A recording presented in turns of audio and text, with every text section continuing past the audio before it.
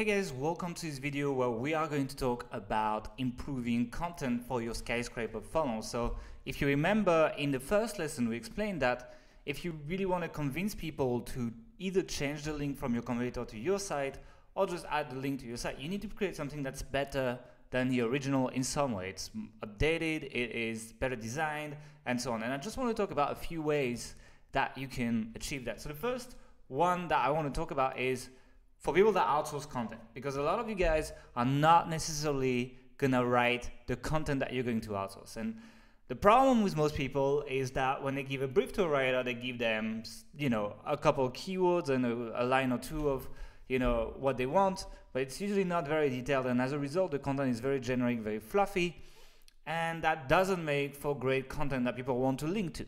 And that's a problem. So one thing that I want to say is take the time to actually outline exactly what you want in the article. And one of the ways to do that is to actually, look at all the articles that cover that topic and write down every single part they have and cover all of these and cover all of the subpoints in greater details, or, quoting the sources, doing that kind of stuff. So here's an example of a brief that I used for Authority Hacker actually. I didn't write this article, but I definitely came up with all the ideas.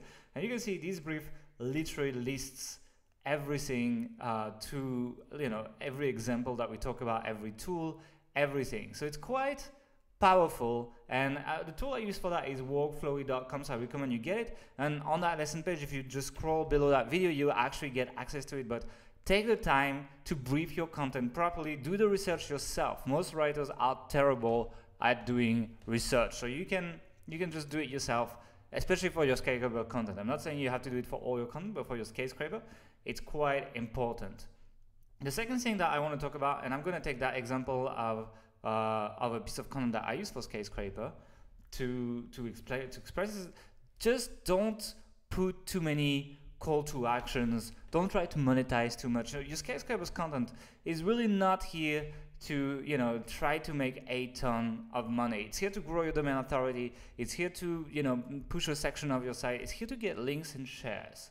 And so usually links and shares and monetization don't go very well together. So if you check that piece of content, well, there is some call to actions to actually opt in for something free, but in terms of like selling anything, not really. I think there's like a couple affiliate links in terms of like what they make money with the bloggers in that example, like maybe like Bluehost would be an affiliate link, but that's about it. That's the only monetization I will have on that post, and it's okay. The goal is to get viral, to build your Facebook retargeting lists, to get people to know you, maybe to get some emails, and that's it. So don't push the monetization. This is not the goal here. And if you monetize too much, people will just not link to you. They will just think you're just trying to trick them or something.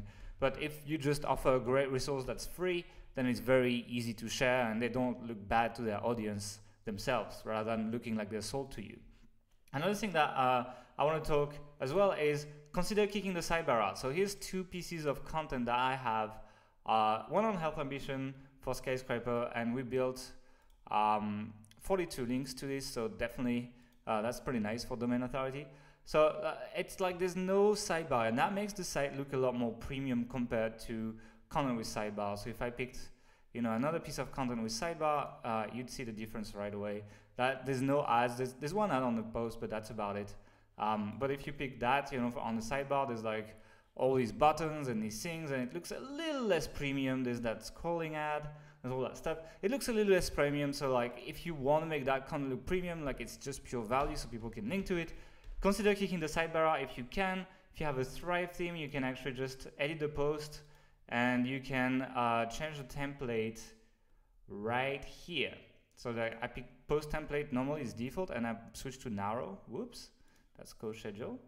And that allowed me to just kick the sidebar out in 2 seconds. So that's a really powerful thing that you can do. It's very easy, doesn't need better content for that, but it's just gonna look better. Another thing that you can do as well is linking out to a lot of top resources. So you can see like linking out is a great way to give a kickstart to your content, because when you link out, you can actually outreach to the people that you mentioned and say, hey, I just mentioned you. So like all these guys that I mentioned in that post, for example, I emailed them and I said, hey, you were featured on our site. Do you want to share it with your audience? There's a lot of details. If they like you, they will like this and so on. And I got a lot of traffic that way, but a lot of people will actually link to it as well. And overall, for the people that will review your page to link to it, it's just gonna look like you're not a greedy guy that's afraid to send traffic away. And same with Google, actually. Google likes when you link out. So if you are not afraid to just tell people, hey, go check this, go check that, usually your pages do better, both in Google and in people's eyes. And the trick to actually keep people on your site is to make these external links, to make them open in a new tab. So you can see people did not leave my site. They just, they just actually just open a new tab. So that's a great way to just keep people on your site yet linking out. That's a really powerful way to have people. And another one that is worth thinking about is invest in formatting. The way you format your content is just as important as what's written, if not more. To be honest, this post is 15,000 words. How many people actually read the 15,000 words? Probably less than 10%. People just skim through and check it out. But if it looks great, it looks like it's an amazing post. And people are gonna want to share that and link to that, even though they did not link to the whole thing. So that's really quite important that you are able to invest in content. I recommend Thrive Content Builder for that. It's just powerful, it's very easy, and I talk a lot about it in other modules. Just use that, and I'll probably link to my formatting post below that lesson on the Authority Hacker blog, because I talk a lot about formatting on the blog. So yeah, invest in formatting, it's probably worth it. We did it the same with the Gael one. You can see we have like these recipes that we formatted nicely and so on. We have even an infographic, and all these things are just as important as the written content, the quality of the written content. So I suggest that you do all these things on top of obviously trying to create the best content you can, and just looking at what the people that got a lot of links did and do that better. So that's the 5 tips I wanted to give you. I'll see you guys in the next video.